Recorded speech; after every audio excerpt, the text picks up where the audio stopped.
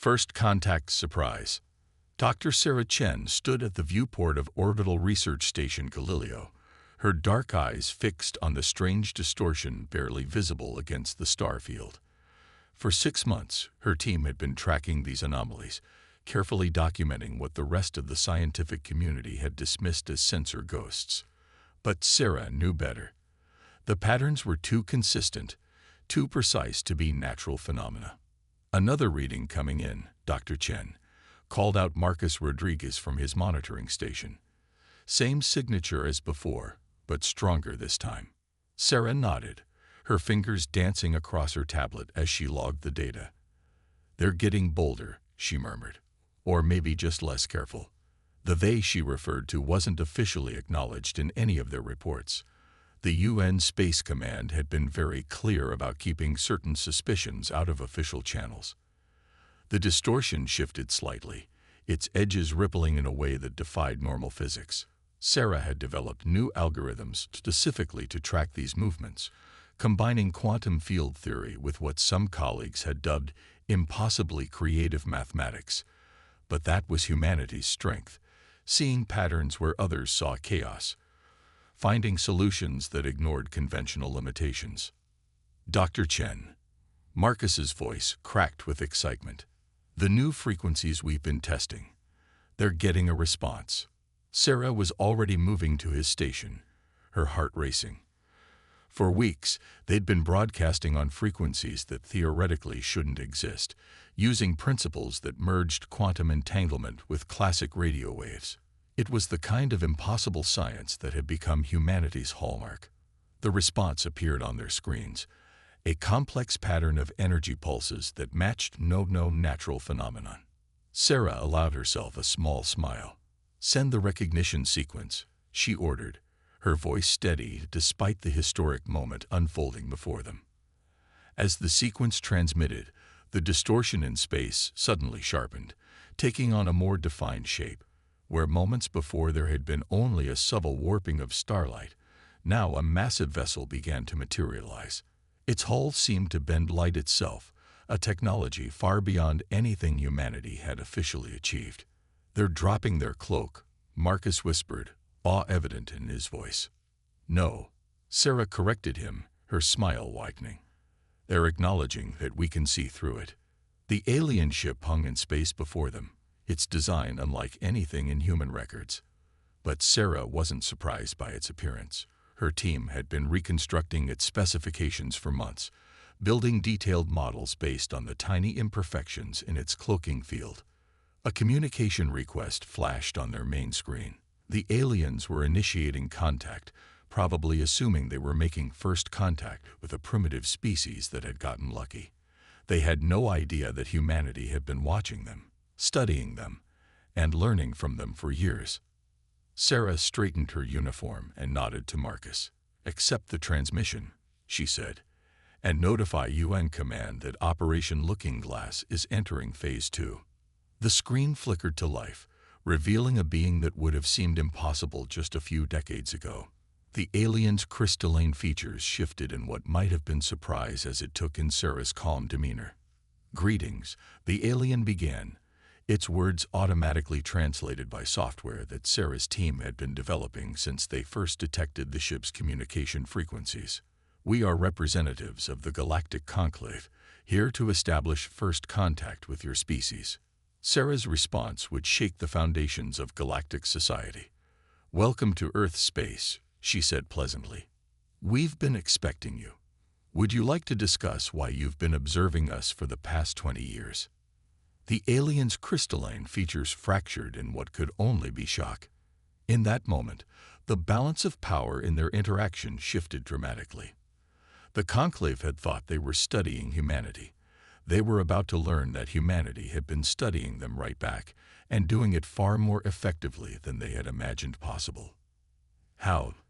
the alien began, but Sarah cut them off politely. "Your cloaking technology is impressive," she said, "but you'll find that humans have a particular talent for seeing what others try to hide.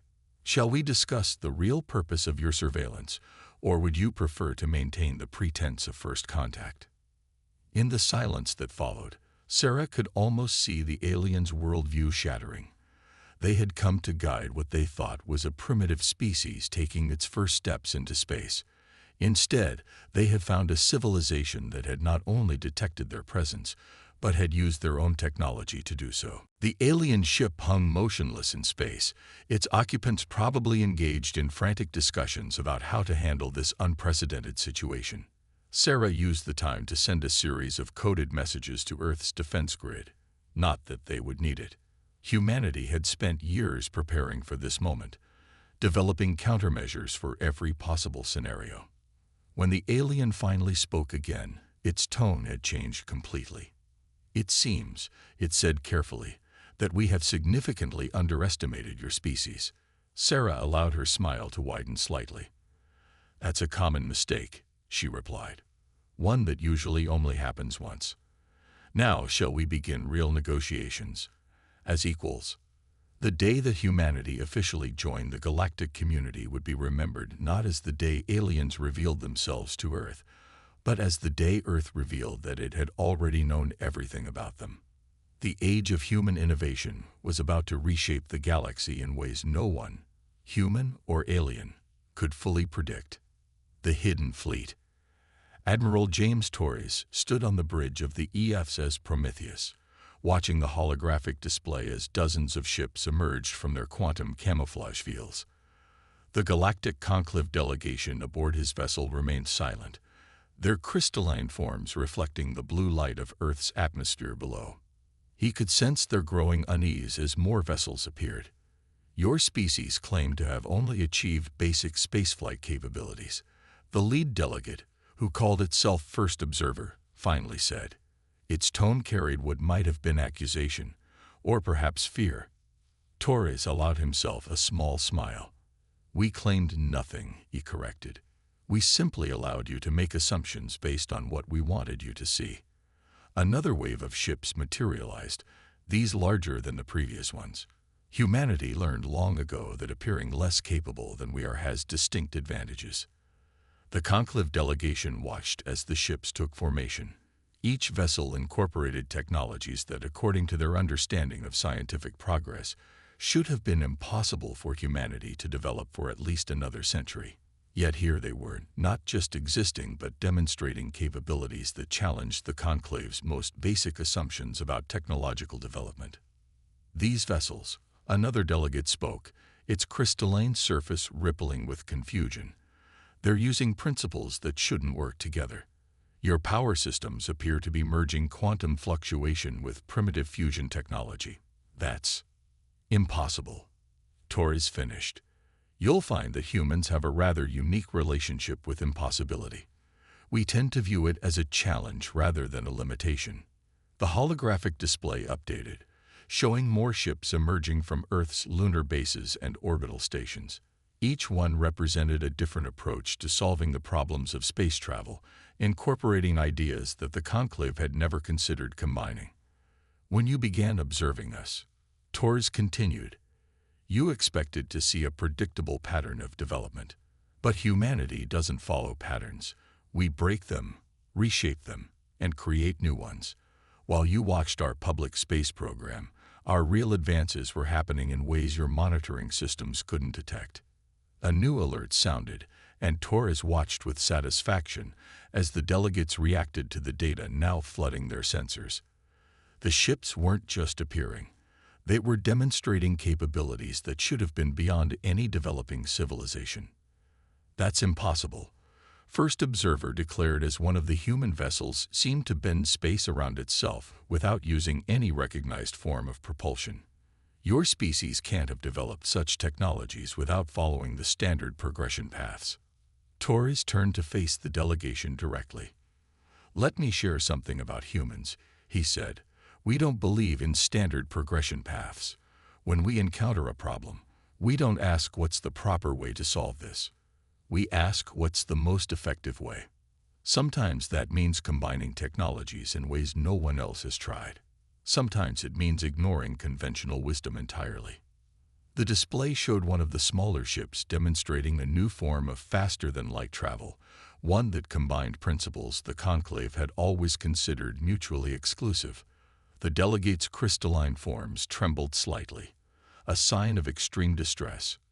Torres had learned. Your civilization is barely 1,000 years old, first observer said. We have been guiding species development for millions of years. There are patterns, progressions that must be followed. Must they? Torres asked mildly.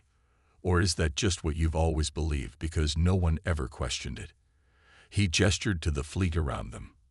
Every ship you see represents a different way of thinking about space travel. Some use technology you would recognize, but in ways you never considered. Others operate on principles your science says are impossible. A new ship appeared on the display, larger than the others.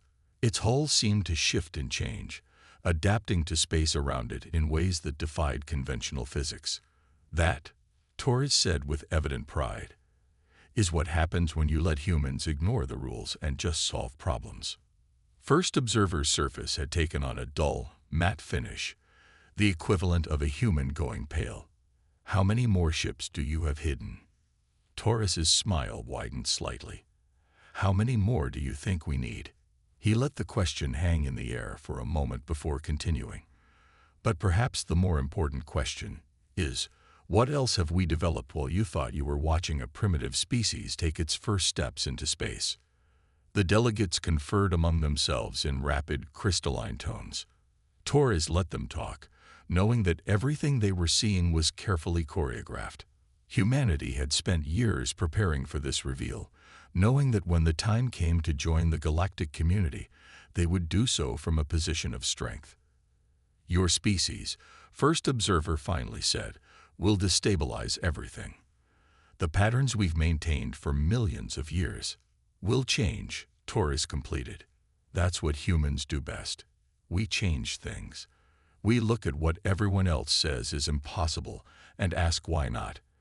And now that we're ready to join the galactic community, we're going to ask that question on a much larger scale.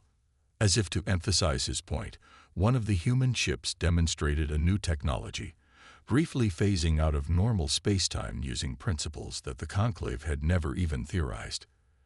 The delegates watched in silence, their worldview crumbling as they realized that everything they thought they knew about humanity's capabilities had been wrong.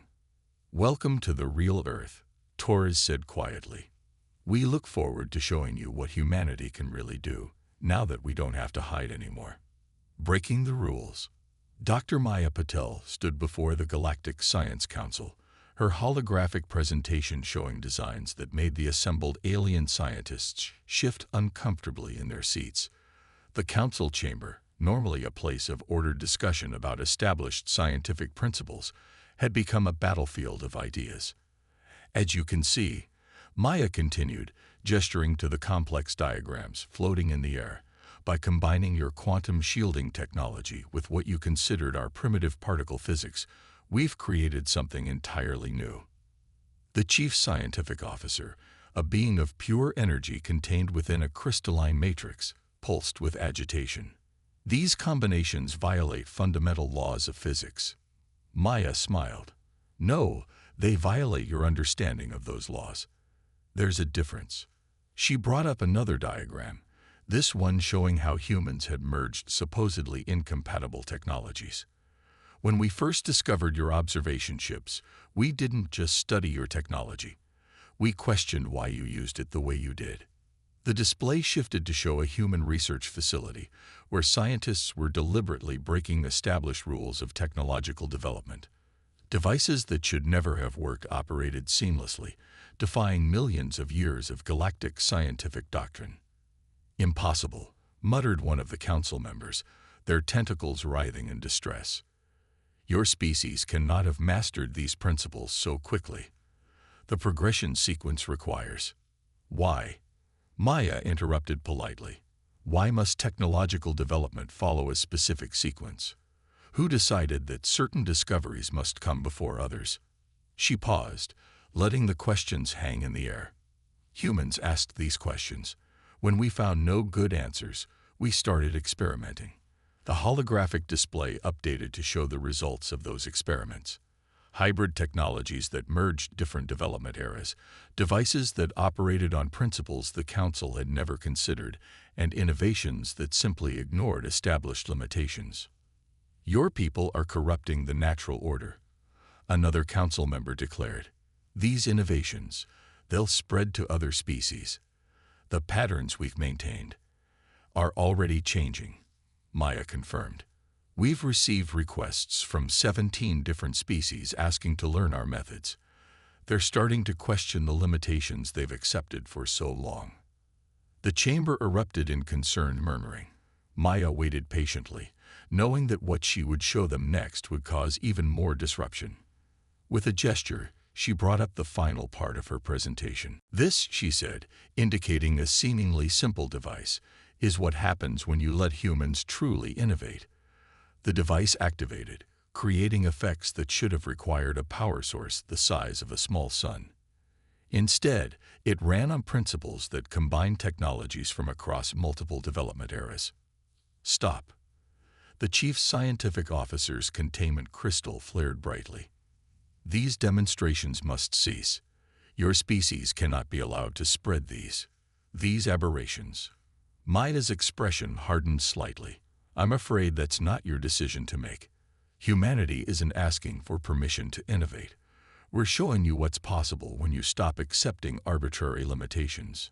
She brought up a new set of data, showing how human innovations were already spreading through galactic society.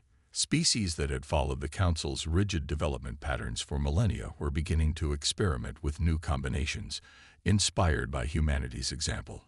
"What you're seeing isn't corruption," Maya explained. "It's evolution. Every species has the potential to think differently, to question established patterns. We're just showing them it's possible." The display showed more examples, a supposedly primitive species combining Council technology with their own unique approaches, creating something entirely new. A civilization that had been stuck at the same development level for thousands of years, suddenly making breakthrough after breakthrough. "Your species must be contained," one of the Council members declared. "These changes, they'll destroy everything we've built." Maya shook her head. "You can't contain an idea, and that's what humanity is really sharing. The idea that limitations are meant to be challenged, that impossible is just another word for hasn't been tried yet." She walked through her holographic display, letting the impossible technologies shine around her.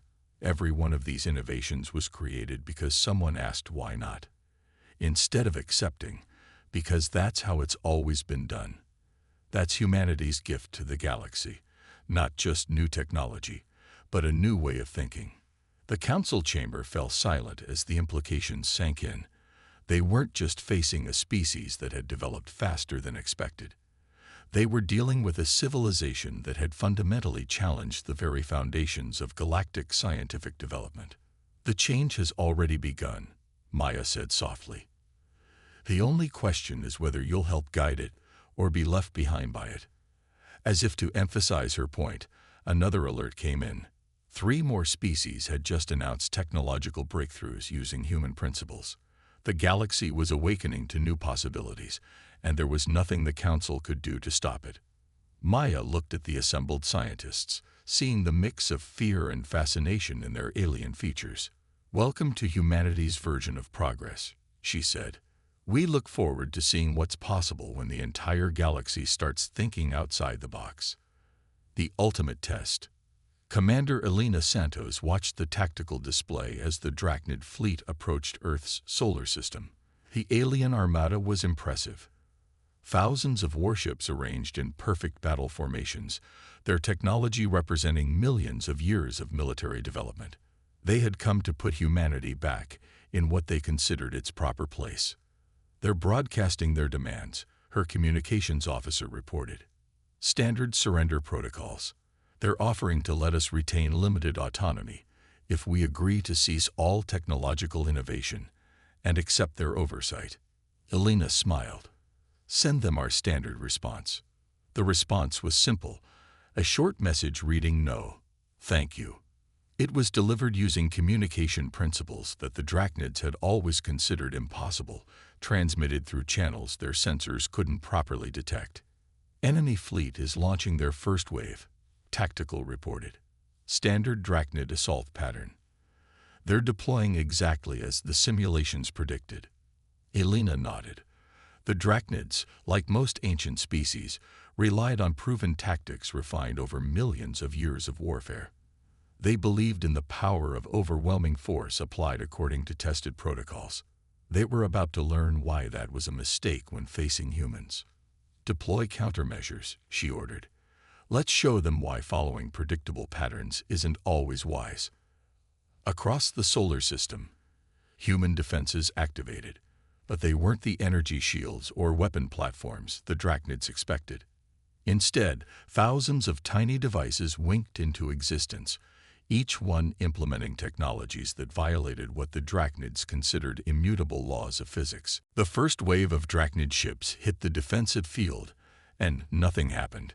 Their weapons fired, their energy beams lanced out, and everything simply ceased to function. No explosions, no dramatic effects. Their attacks simply stopped existing. How? The Drachnid commander demanded over the still-open channel. Your defensive technology is centuries behind ours. Is it? Elena replied calmly. Or did we just approach the problem of defense differently than you expected? She gestured to her tactical officer. Show them what else we can do. The tiny devices surrounding the Drachnid fleet began their second function. Instead of just neutralizing attacks, they started altering local space-time in ways that the Drachnids had never considered possible. Ships that had maintained perfect formation for the entire battle suddenly found themselves facing the wrong direction, their carefully planned maneuvers becoming meaningless. This is impossible, the Drachnid commander raged. Your species cannot have mastered spatial manipulation to this degree. Here's something you should understand about humans, Elena explained, watching as the mighty Drachnid fleet fell into chaos. We don't care what you think is impossible. When we need to solve a problem, we try everything, even ideas that seem ridiculous, especially ideas that seem ridiculous. The Drachnid fleet attempted to regroup, falling back on tactics that had won them countless battles across the galaxy.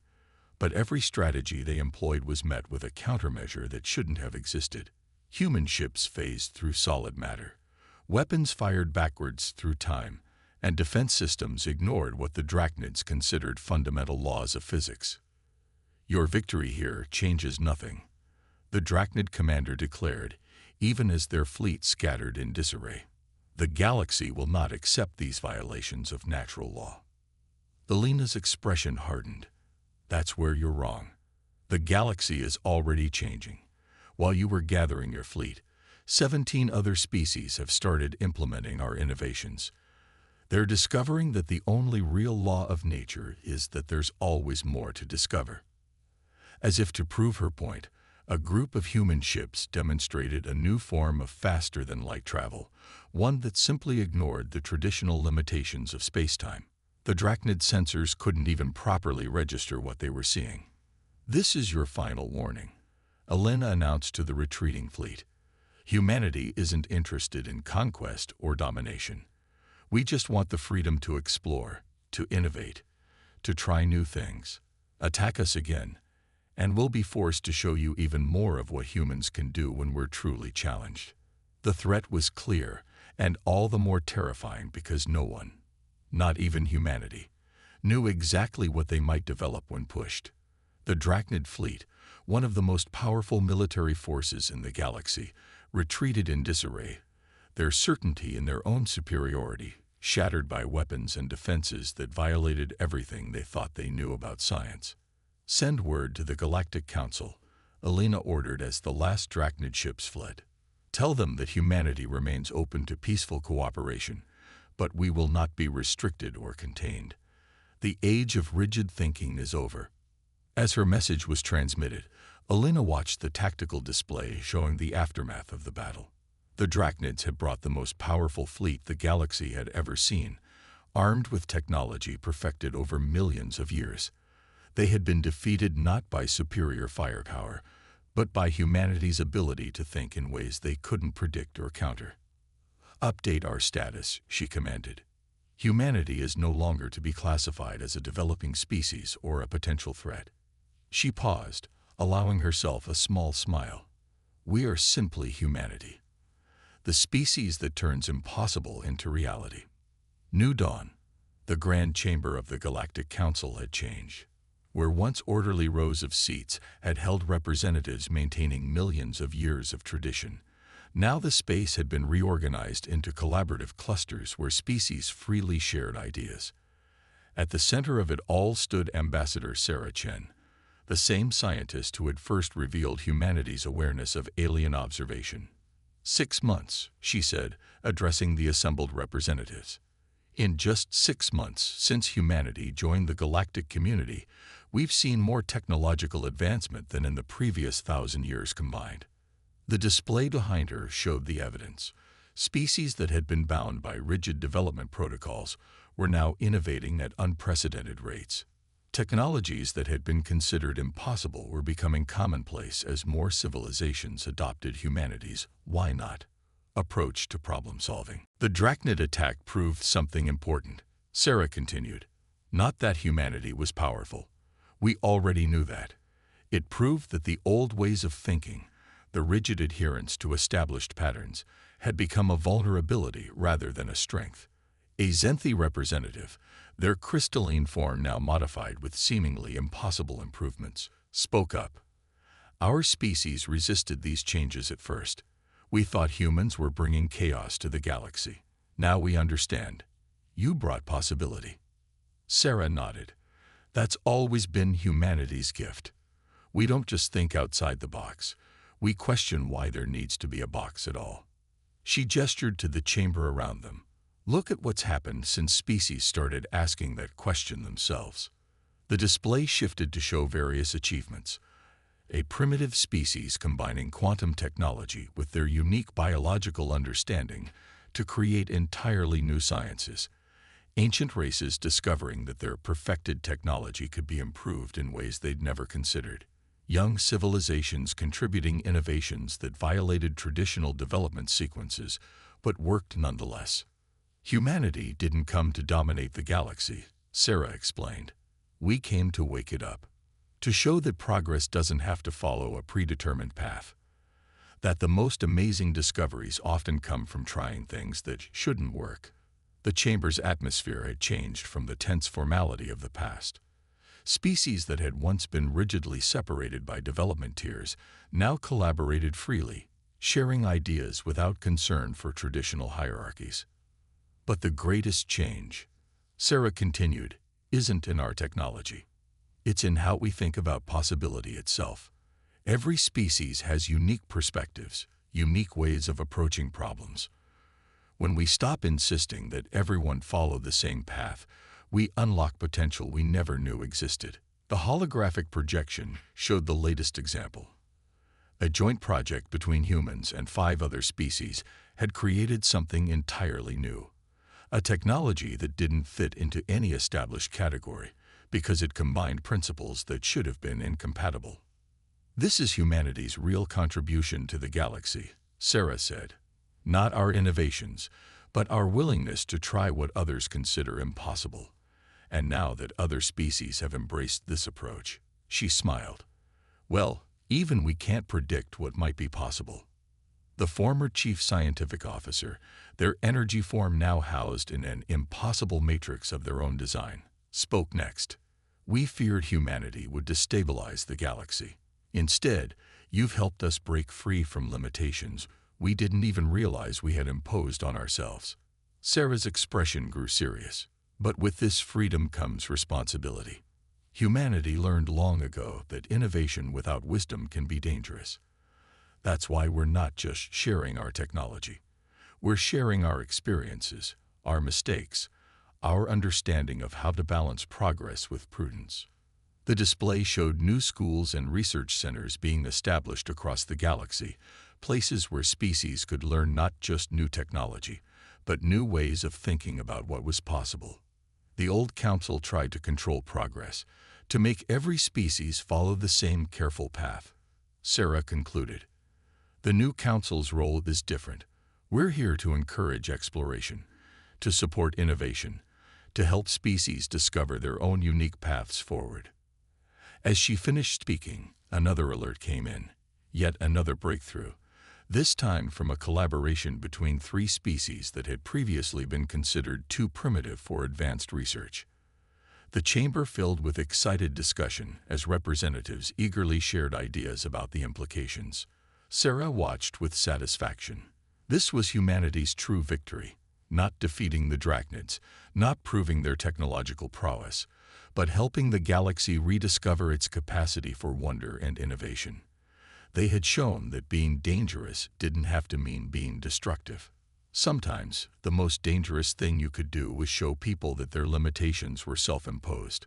The galaxy will never be the same, the Zenthi representative observed. Sarah smiled. That's the point. Change, adaptation, evolution. That's what humanity does best. Now it's what the galaxy does best too. She looked out at the assembled representatives, seeing not the rigid hierarchy of the past, but a vibrant community of innovators and dreamers. Welcome to humanity's greatest export, the courage to imagine something new. The Grand Chamber, once a place of strict protocol and maintained order, had become a symbol of the new galaxy, one where impossible was just another word for hasn't been tried yet, and where every species was free to find their own path to the future.